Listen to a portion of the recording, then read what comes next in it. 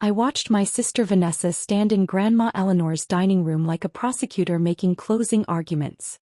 Around the Thanksgiving table sat 22 family members. Our parents, Grandma's siblings, various cousins, all gathered for what Vanessa had positioned as both a holiday dinner and an estate clarification meeting. Grandma Eleanor had passed away exactly 6 weeks ago. The funeral had been beautiful. But now came the moment Vanessa had clearly been orchestrating. Her public announcement that I would inherit nothing. "I want everyone to understand the situation clearly," Vanessa began, her voice carrying that blend of concern and calculation she'd perfected over 39 years. "Nicole has been making claims about Grandma's estate, suggesting she has rights to property, to assets, to inheritance. So I did what any responsible family member would do. I hired Thomas Blackwell, the best estate attorney in Boston, to investigate Nicole's claims and prove, legally and definitively, that she has no rights to anything." She gestured dramatically toward the dining room entrance. "Thomas is arriving any moment with his complete report. When he gets here, everyone will see the truth. Nicole abandoned this family years ago, and she gets nothing from Grandma's estate. Nothing." My mother, Patricia, smiled with obvious pride. My father nodded approvingly. My Aunt Sarah looked at me with pity mixed with satisfaction. Several cousins whispered to each other, clearly anticipating my public humiliation. I sat quietly at the far end of the table, hands folded around my wine glass, saying absolutely nothing. Because I'd been waiting 6 weeks for exactly this moment. The moment Vanessa's overconfidence would destroy her completely. The doorbell rang. Vanessa practically sprinted to answer it, returning with a distinguished-looking man in his 60s carrying a leather briefcase. Thomas Blackwell, estate attorney, looking significantly less confident than Vanessa clearly expected. "Thomas," Vanessa announced triumphantly. "Tell everyone what you found. Tell them Nicole has no legal claim to anything." Thomas set his briefcase down slowly, deliberately. He looked around the room with the expression of a man about to detonate a bomb. "I've completed my investigation of the Eleanor Winters estate," he began carefully. "And Ms. Vanessa Winters is correct that I found definitive proof regarding Nicole Winters's legal rights." He paused. "However, the findings are not what Ms. Vanessa expected." He pulled out a thick folder. "Nicole Winters owns the entire estate. All 9 rental properties, the primary residence, the commercial building in downtown Boston. Total value approximately $4.7 million. She has owned them legally and completely since August 2019 via irrevocable trust transfer. Eleanor retained a life estate, so she continued living in the main house and managing properties until her death. But legal ownership has been Nicole's for over 4 years." The silence was absolute. Then Thomas continued, and I watched Vanessa's triumphant expression crumble. "Additionally, during my title search and financial review, I discovered significant irregularities in the rental income reports from the past 5 years. Approximately $380,000 in rent payments are unaccounted for. The properties should have generated $756,000 in rental income from 2019 to 2024. Only $376,000 was reported and deposited. The missing $380,000 appears to have been systematically embezzled." He looked directly at my Aunt Sarah and Uncle John. "The embezzlement trail leads to accounts controlled by Sarah and John Mitchell, who've been managing these properties since 2019. I've documented everything: bank transfers, falsified expense reports, phantom maintenance costs. This is prosecutable fraud." My Aunt Sarah's face went white. Uncle John stood up so fast his chair fell backward. "We need to leave," he said, his voice panicked. "Sit down," Thomas said with unexpected authority. "I've already filed a report with law enforcement. You're not going anywhere that won't make this worse for you." Aunt Sarah started screaming, not words, just raw panic and fear. And Vanessa just stood there, her mouth opening and closing like a fish gasping for air, as the estate attorney she'd hired to prove I had no rights instead revealed that I owned everything and her aunt and uncle had been stealing from me for 5 years. Let me take you back to where this story really begins. Because this isn't about inheritance or real estate. It's about a grandmother who saw through family politics to real character, and a granddaughter who reminded her that love doesn't require proximity. Growing up in the Winters family meant understanding your assigned role and performing it flawlessly.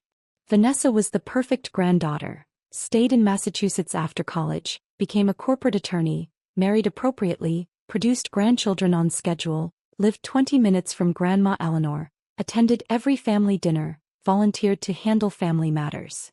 I was her opposite in every way that mattered to them. I went to Berkeley for social work, stayed in Oakland for my career, worked with homeless youth making $52,000 a year, remained unmarried by choice, came out as bisexual at 26.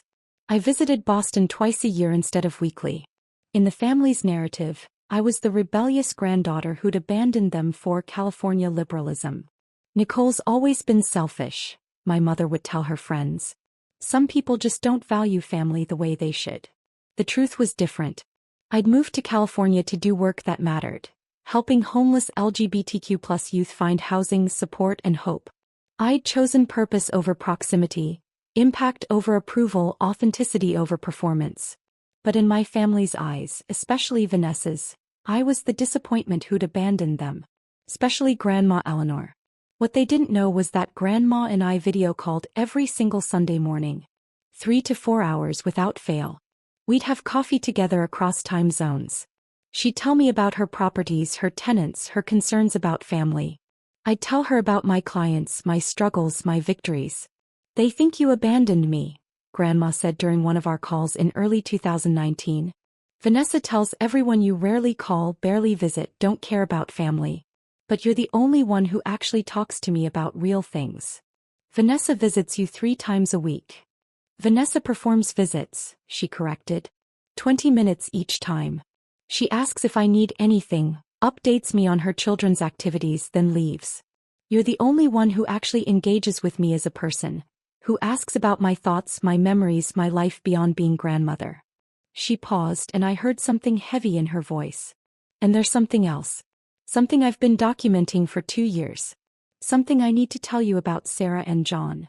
Grandma Eleanor had built her real estate portfolio over 50 years. 9 rental properties across Greater Boston, her own house in Cambridge, and a small commercial building downtown. Combined value, approximately $4.7 million. They generated about $12,600 monthly in rental income. In 2017, at 83 years old, Grandma had asked her daughter Sarah and son-in-law John to help manage the properties. They were local, John had construction experience, it made sense. She'd pay them $2,000 monthly for coordination and maintenance. By early 2019, Grandma noticed something wrong. "The numbers don't add up," she told me during our Sunday call in March 2019. "These properties should generate $12,600 monthly. Sarah reports $6,300. When I ask about the difference, they talk about extensive maintenance and unexpected repairs. But Nicole, I've owned these properties for decades. I know what they should generate. Something's wrong. Have you checked the actual bank statements? Sarah handles all the deposits now. She convinced me to streamline everything. Tenants pay her, she deposits into my account after deducting expenses and their management fee. But the amounts are about half what they should be." She paused. "I think they're stealing from me. I think they've been stealing for 2 years." My stomach dropped. "That's serious, Grandma." "I know. That's why I can't confront them without proof. If I'm wrong, I damage family relationships. If I'm right and they deny it, they'll hide evidence better." She took a breath. "I need to protect these properties. I need to make sure that when I'm gone, they go to someone I trust. Someone who won't liquidate them, someone who won't continue stealing, someone who shares my values." 6 weeks later, in April 2019, Grandma asked me to fly to Boston. I arrived in Boston on August 15, 2019, telling my family I was visiting for a cousin's wedding. Instead, Grandma and I went straight to her attorney's office, a man named Robert Chin who'd handled her affairs for 30 years. "Your grandmother wants to transfer her entire real estate portfolio to you through an irrevocable trust," Robert explained. "All 9 rental properties, her primary residence, and the commercial building. You'll become the legal owner immediately. She'll retain a life estate so she continues living in her house and managing properties until she passes. But legal ownership transfers to you today." I stared at Grandma. "Why? Vanessa's the successful attorney. She's local. She's been positioning herself as your successor for years." Grandma pulled out a folder. Because Vanessa would sell everything within 6 months of my death. She's told me her plans: liquidate unproductive assets, maximize returns, invest in more lucrative opportunities. She sees these properties as dollar signs, not as homes for 37 working families. She pulled out another folder. And because Sarah and John have been embezzling from these properties for 2 years. I don't have absolute proof yet, but the discrepancies are too large to be anything else. I need to protect these properties from them too. What about Mom and Dad? They'll support Vanessa. Which is why we're not telling them. Or anyone. Grandma leaned forward. We transfer everything to you today. I retain my life estate and continue managing properties. Sarah and John will keep helping, which means they'll keep stealing and we'll document it. When I'm gone, you'll have legal ownership established years before my death and evidence of their fraud. Robert interjected. We're also documenting Eleanor's complete cognitive capacity. Neurological evaluation completed yesterday. Perfect function. This prevents future claims that the transfer was made while she lacked capacity. Grandma squeezed my hand.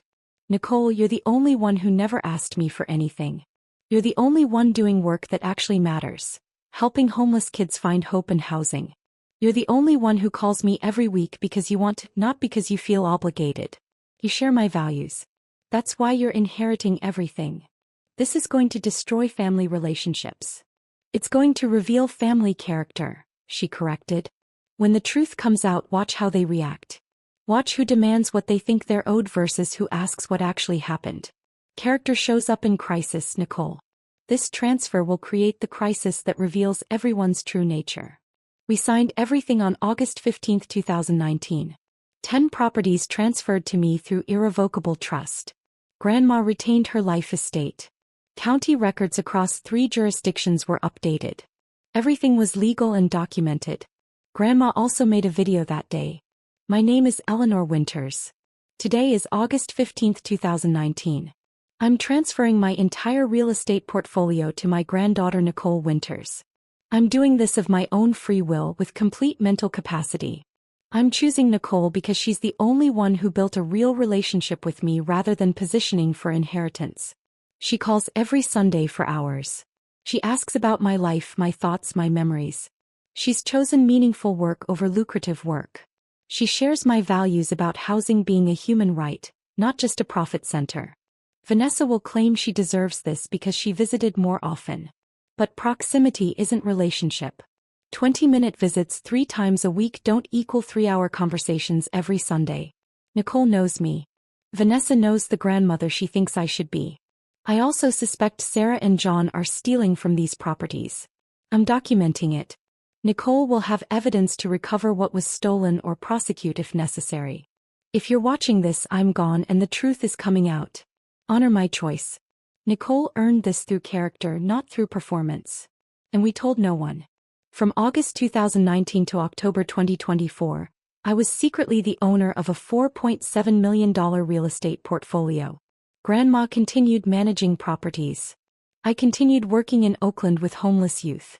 I continued being labeled the granddaughter who'd abandoned the family. But I was learning. Every Sunday, Grandma taught me everything. Property management, tenant relations, maintenance coordination, Massachusetts rental law, long-term financial planning. And we documented Sarah and John's theft. I hired a forensic accountant named Lisa Martinez in October 2019. She worked quietly, obtaining records through legal channels, interviewing tenants, documenting the embezzlement. The findings were damning. From 2017 to 2024, Sarah and John had systematically stolen approximately $380,000 through multiple methods. Underreported rent. Properties generated $12,600 monthly. They reported $6,300, pocketing the $6,300 difference. Over 7 years, $529,200, but $149,200 was stolen before I owned the properties. So the theft from me was $380,000. Falsified maintenance. They claimed $32,000 for roof repairs that never happened. Contractors had no record of the work. Phantom expenses. They created fake invoices from non-existent companies.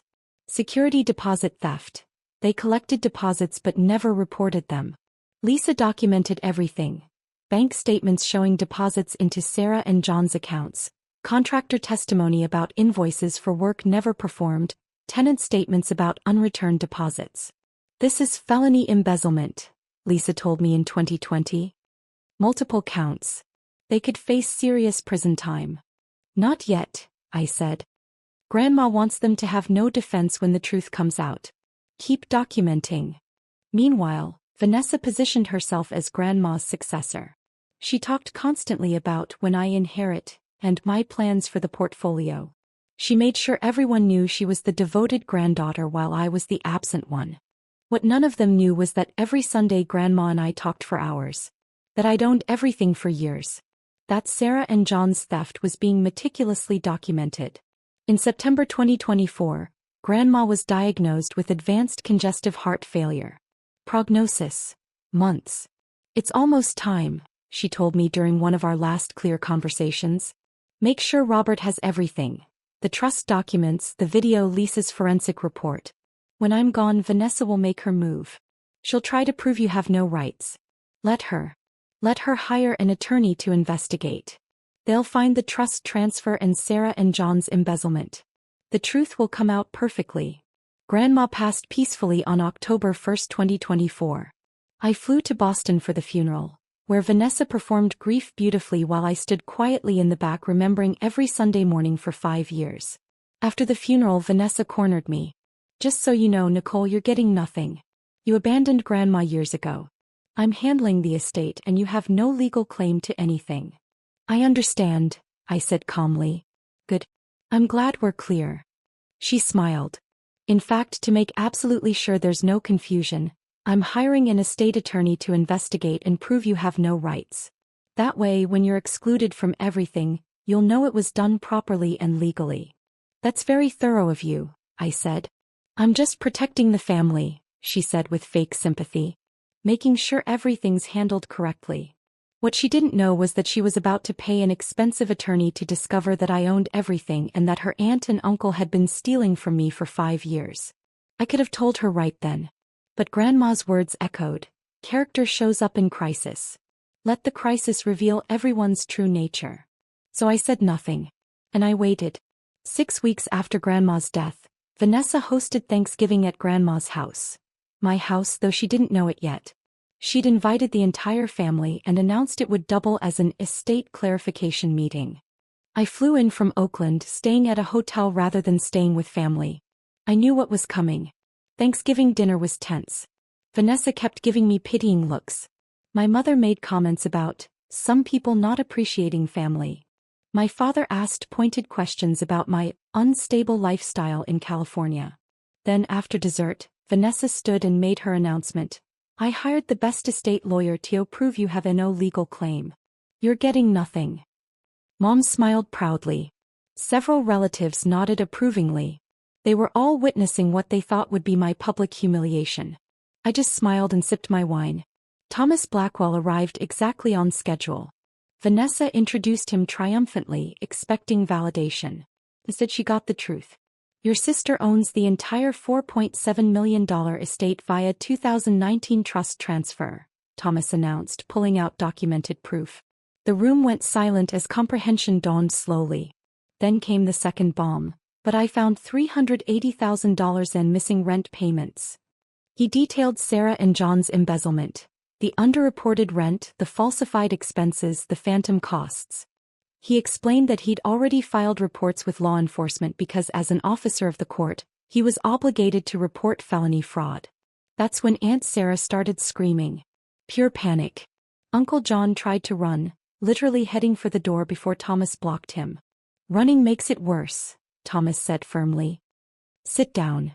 Law enforcement is already involved. Your best option now is cooperation and restitution, not flight. My mother found her voice. This is insane. Mom would never cut out Vanessa. Nicole manipulated her. Thomas pulled out Grandma's video recorded 5 years earlier. He played it on his laptop for everyone to see. Grandma's face filled the screen. Healthy, sharp, completely lucid. Explaining exactly why she chose me. Explaining about the Sunday calls Vanessa didn't know about. Explaining about Sarah and John's suspected theft. explaining everything. When the video ended, my mother was crying. My father looked stunned. Vanessa looked like her entire world was collapsing. "You stole from me," I said to Sarah and John, my voice calm. "For 5 years, you stole $380,000 from properties I owned. Grandma suspected it. That's partly why she transferred everything to me, to protect her assets from your theft." Uncle John's face was red. "We were managing the properties. We deserved more than $2,000 monthly. So you stole $6,300 monthly instead?" I asked. "That's felony embezzlement, Uncle John. Multiple counts. You could each face 5 to 10 years in prison." Aunt Sarah was still screaming but coherent now. "We have bills. We have expenses. We needed the money." "Then you should have negotiated a higher management fee," I said. "Or found other work. You didn't. You chose theft. For 7 years. Thomas interjected. "Nicole, I need to discuss your options regarding Sarah and John. You can pursue full criminal prosecution, which I've reported to authorities, or you can negotiate a restitution agreement that might result in reduced charges." I pulled out a document I'd prepared weeks ago. "I'm willing to offer them one option. Full restitution of $380,000 plus interest, $425,000 total, paid over 10 years at $3,542 monthly. In exchange, I'll request reduced charges. If they refuse or miss 2 payments, the agreement is void and I pursue maximum prosecution." Uncle John grabbed the document with shaking hands. "We can't afford $3,500 monthly. You afforded to steal $6,300 monthly for 5 years, I said. "Sell your vacation house. Downsize. Cut expenses. Figure it out. Or go to prison. Your choice." I turned to Vanessa. "And you hired Thomas to prove I had no rights. Instead, he proved I own everything and uncovered your aunt and uncle's felonies. How much did you pay him?" $25,000, Thomas said quietly. "For a comprehensive estate investigation. $25,000 to discover you have no claim to anything," I said to Vanessa. "You could have just asked me. Or better yet, you could have built a real relationship with Grandma instead of positioning for inheritance while I was actually talking to her every single week." Vanessa found her voice finally. "Those Sunday calls, they were real? You actually talked to Grandma every week?" "For 5 years, I confirmed. 3 to 4 hours every Sunday morning. We talked about everything. Her properties, her life, her concerns about family dynamics, my work with homeless youth, philosophy, politics, memories. Real conversations, Vanessa. Not 20-minute check-ins where you asked if she needed anything and then left." My mother stood up. "If you walk out that door with everything, you're dead to me." "Mom, I've been dead to you since I moved to California and came out as bisexual," I said calmly. "You just performed tolerance while actually rejecting who I am. Grandma was the only one who actually accepted me. That's why she trusted me with her life's work." I looked around at the family, some looking angry, some looking shocked, some starting to understand. "These properties aren't just assets," I said. "They're homes for 37 working families. Grandma kept rents below market for decades because she believed housing is a human right. Vanessa would have sold everything within 6 months and displaced everyone for profit. I won't. I'll continue what Grandma built. Affordable housing, community service, purpose over profit." I gathered my things. "Thomas, thank you for your thorough investigation. Please send me your complete report and your invoice. Vanessa can pay you since she hired you. Sarah, John, you have 72 hours to accept the restitution agreement or face full prosecution. Choose wisely." I walked out to the sound of Aunt Sarah crying, Uncle John calling attorneys, and Vanessa demanding that someone fix this. Sarah and John signed the restitution agreement within 48 hours. They sold their vacation home, downsized their primary residence, and began making payments. They're on month 6 now, all payments on time, probably because the alternative is prison. My parents stopped speaking to me entirely. Vanessa sends occasional emails oscillating between demanding I do the right thing and share the inheritance, and admitting she never actually knew Grandma the way I did. But about 40% of the extended family reached out to me privately. Many admitted they'd been hearing Vanessa's biased narrative for years without questioning it. Watching the Thanksgiving confrontation, Watching Thomas's evidence, Grandma's video, the revelation of Sarah and John's theft, opened their eyes to dynamics they'd missed. My cousin Rachel became an unexpected ally. I've been thinking about those Sunday calls, she told me. I lived 20 minutes from Grandma for 10 years and visited maybe once a month. You lived across the country and talked to her more than I did. That says something about me, not about you. The properties continue thriving. I hired a professional management company in Boston, visit quarterly, and stay deeply involved in maintaining Grandma's vision. Affordable housing for working families, rents below market, community over profit. Kept my job in Oakland. The rental income lets me donate most of my salary to homeless youth programs. I'm doing exactly what Grandma understood, using resources to serve purpose. It's Thanksgiving 2025. I'm not with my parents. I'm hosting my own gathering in Oakland. Chosen family, close friends, several former clients who've become success stories, my cousin Rachel who flew out from Boston. We're having dinner when my phone rings. Unknown Boston number. It's Vanessa. Nicole, her voice breaks. I've been in therapy, working on everything. And I need to say, I'm sorry. You were right. I performed relationship with Grandma while you built real relationship. I positioned for inheritance while you actually cared about her as a person. Thomas's investigation proved I was the fraud, not you. I listened without interrupting. I hired him to prove you had no rights, she continues. Instead he proved you had every right. That you'd owned everything for 5 years. That you'd been building real connection across 3,000 miles while I was performing devotion across 3 miles. I'm sorry, Nicole. Grandma was right to choose you. We talk for 40 minutes. Real conversation, maybe the first real conversation Vanessa and I have ever had. I don't offer to share the inheritance. She still has $800,000 from stocks and bonds Grandma left through her will. But I offer something else. Honest relationship if she wants it. I'd like that, she says. Maybe some relationships can be rebuilt. Maybe some people can learn and grow. The next day, I visit Grandma's grave in Cambridge. Fresh flowers, a quiet moment, a progress report. The properties are thriving, I tell her headstone. 37 families housed. Rent stable. Sarah and John are making restitution payments.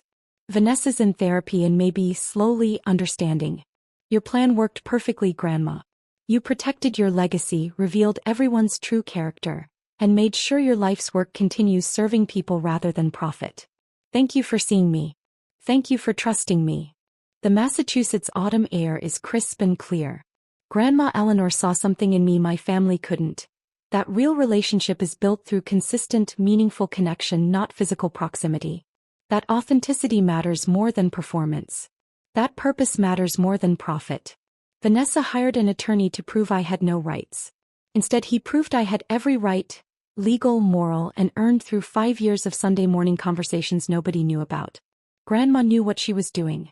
She let Vanessa's overconfidence create the crisis that would reveal the truth perfectly. And that's the inheritance that actually matters.